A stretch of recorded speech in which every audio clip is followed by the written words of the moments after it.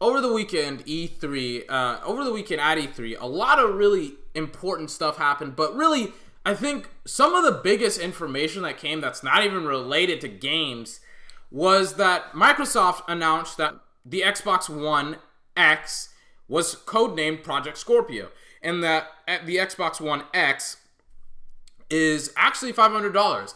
I thought it was going to be $800, $700, because it just seems like you're packing a lot of hardware into a console. But not only that, it's $500 and $300 less than what I initially thought, but it's also the smallest console that apparently Microsoft has ever created, which, if all of that is true, I'm still kind of speculating on how they pack in that much hardware into something so small for that price. I feel like there's something that they have to compromise with, you know, whether it's the price, whether that they add in a lot of features, or I don't really know. I'm a little bit concerned about the Xbox One X, but at the same time, I'm really excited to see it because I don't think we've ever seen something like this on a console ever.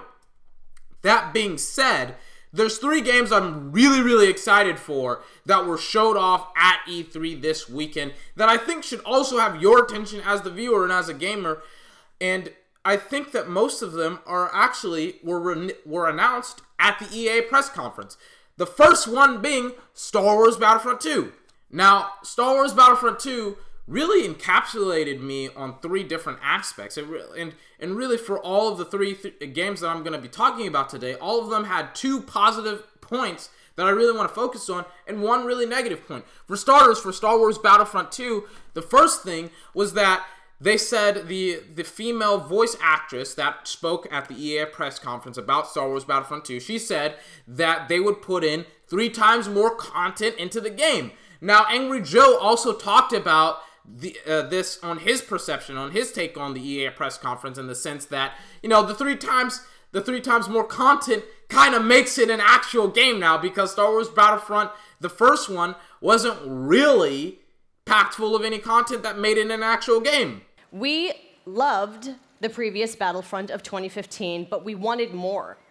Star Wars Battlefront 2 is much bigger than the previous title, with more than 3 times the content of the first game. By saying it's 3 times the content of the first game, praise us.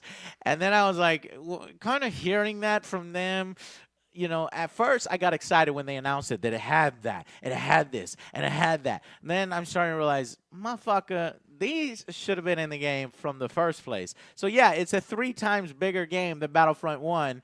So it's a normal size game, or it's the game that it should have been when it came out. I'm not going to give you too much credit for putting in things that should have been in there in the first place. You know what I'm saying? And then really the next part that kind of surprised me was the hero system and battle points. Battle points is this new currency that you get by apparently playing the objective. And at first, I thought that it was going to be based off of microtransactions. We're introducing a system called Battle Points, which will allow you to become not only heroes, but other things on the battlefield. As you're helping your team play the objective, you gain these points. There's such a plethora of things to spend it on, vehicles, or even coming in as a hero. I thought that it was going to be based off of microtransactions, because they were talking about, oh, you get them in-game by playing the objective, you get them, or just a point-based system in general. Them being a point-based system, I'm pretty sure EA could try and implement microtransactions, but the simplicity of the fact that you get them through playing objective kind of sounds like to me that we're going to be able to get them without really purchasing microtransactions, but microtransactions may be implemented into the game. That being said, you unlock vehicles by playing the objectives, by earning battle points. What that means is that you can't necessarily just hop into a vehicle, which I think should be the norm in the game, and be able to get to fly that specific vehicle. I also think that you should be able to get the hero that you want by the battle points, by playing the objectives, by playing the game as it was intentionally created to be played for. And I do like that a lot in the game, that you are able to unlock heroes in the game. And by the way, the heroes look really, really cool. I'm very excited to see how Darth Maul and other characters play into the game.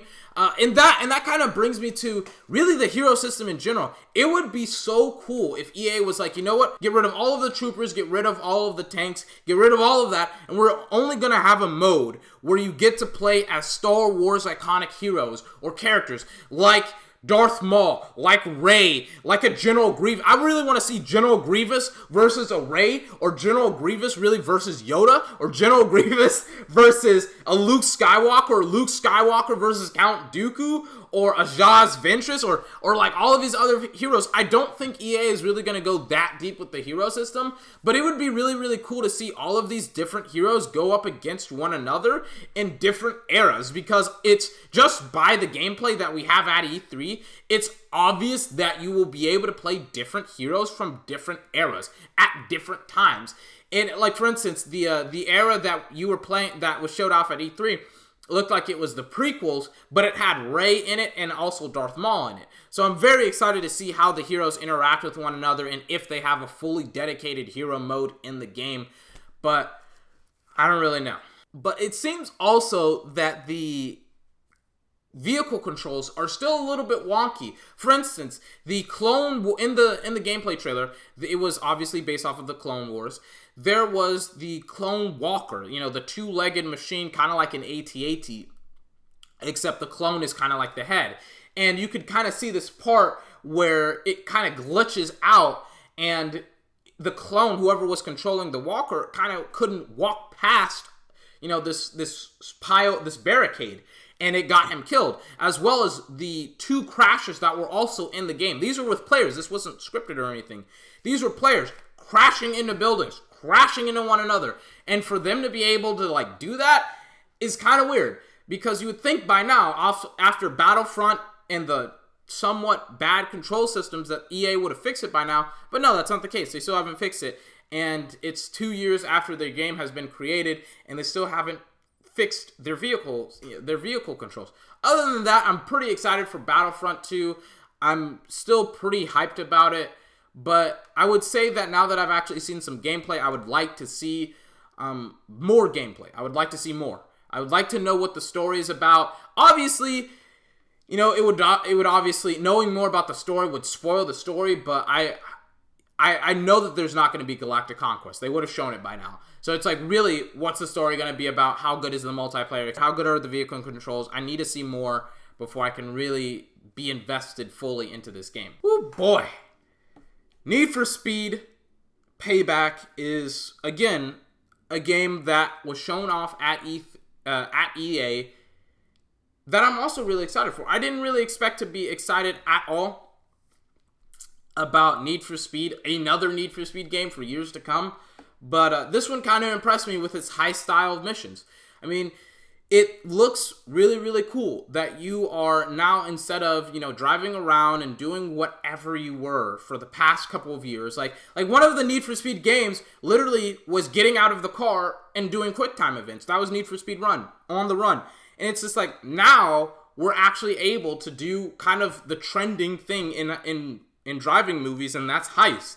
You know, like in Fast and Furious, before they started to save the world. Really, one of the cooler movies was Fast and Furious 5. And I like how they're kind of transitioning from street racing into that specific high style of missions. Now, the mission itself looked really, really cool, with you chasing after an 18-wheeler, and how you had to kind of, you know, just crash into other cars, and you had to get back to the 18-wheeler. I really hope that they've just completely and utterly thrown away the cross-country missions, because we've seen it try and be done time and time again, but the main thing that it's missing is a narrative, a reason why you're driving cross-country and stuff like that. And it's just been done so poorly that I think that they should wait a little bit and actually produce a foundation, like having, you know, street racing, go back to street racing, and maybe driving outside of a city for once. I think that they should go back to their roots in that aspect and actually create a game that has a really solid foundation on a micro level, then expand it to a macro level, which they haven't done yet. But I do feel like if what I've seen at E3, at the game, at the EA press conference, if that's on a micro level, in the city, in the desert, whatever, if that's on a micro level, expanded to a macro level, like if it's expanded hugely, I think that could really be an interesting game, Need for Speed Payback, which is why it's on this list. I got this. That's what I'm talking about. Good job, team. Let's take this baby home. Finally, we have Anthem. Now, Angryjoe actually talked about Anthem on his list of games that he was expecting, or that games that he was anticipating for E3. BioWare's new IP, I don't even know the name of it. Yeah, it's been reported that BioWare's completely new IP, codenamed previously Dylan, will finally be show off at E3 2017 for the first time. Now, many have said that it takes elements and inspiration from games like Destiny, The Division, PlanetSide 2. BioWare themselves have sort of characterized it as an action series with emphasis on like social aspects and multiplayer, it seems like. Anthem was really not on my radar whatsoever. Then I saw a little bit at, again, EA's press conference, and then I saw a lot of gameplay at Microsoft's press conference. And I have to say, I'm very impressed with it. I understand why he was so impressed by it. I didn't see this coming whatsoever. For starters, the exploration. Not even the exploration first. The damn game looks like Iron Man.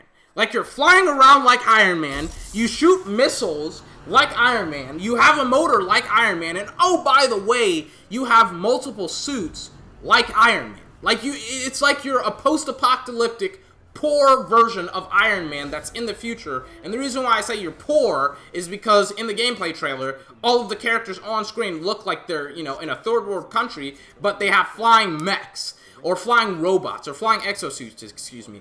They look cool, and there's a sequence where they are ambushing this whole group of troopers, and the female player, she has this missile launcher that can take out all of these enemies, like in the first Iron Man movie when he's in the Middle East and he uses tranquilizer darts to disable all of these hostile terrorists.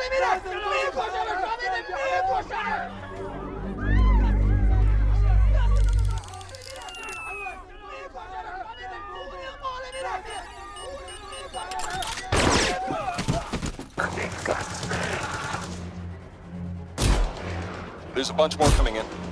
Okay, I'll get this round.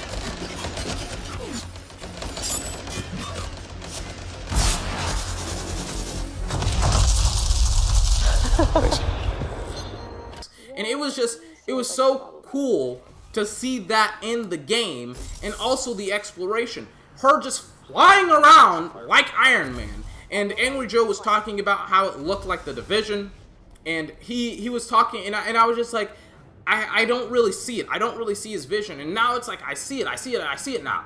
It looks better than The Division. It looks better than Destiny. It looks better than PlanetSide. I didn't really play a lot of PlanetSide 2, so I can't really speak about PlanetSide 2. But for what I did play, it looks better than PlanetSide 2 even. And the best thing about it is that it looks better, not because it's a combination of all three games, which it does look like a combination of all three games. It like the actual execution of the game. Like if everything in the game is exactly like what we've seen in the gameplay trailer, holy shit, we're in for a really good game. And the best part about it is that it does what Division does better. It has actual exploration in it. It looks like a really good game, for starters. It does what Destiny does better in the sense of exploration. Like there was this one part where the female character, she is flanking these enemies in a river, and she actually goes under them through the river, and you can see this whole cavern, underwater cavern, and it's just like you can explore that too, and it looks so goddamn cool that you can do that in the game. And it looks better than Destiny, it looks better than The Division, and how they ended the entire trailer was that they had the 4 characters, or I think it was 3 or 4 characters, fly into the storm, And that's where the trailer ended, and I was just like, this is so goddamn cool that I can't believe that this was kept under wraps for so long. I'm personally excited for the game. I hope you are as well. The only real, I think, problem with the game yet, and it's not necessarily a problem, it's just like it's information that I personally don't know of, is that the game itself isn't really announced on all 3 platforms. It's obviously gonna come to Xbox One X, because I hate that name, Xbox One X. They could have named it something cooler. They should have just kept it Xbox One Scorpio or Xbox Scorpio instead of Xbox One X, but it's fine. But we all know that it's coming to Xbox One X because it was on Microsoft's press conference. It was shown off specifically for the hardware at the Xbox One at the Microsoft press conference. It looked great.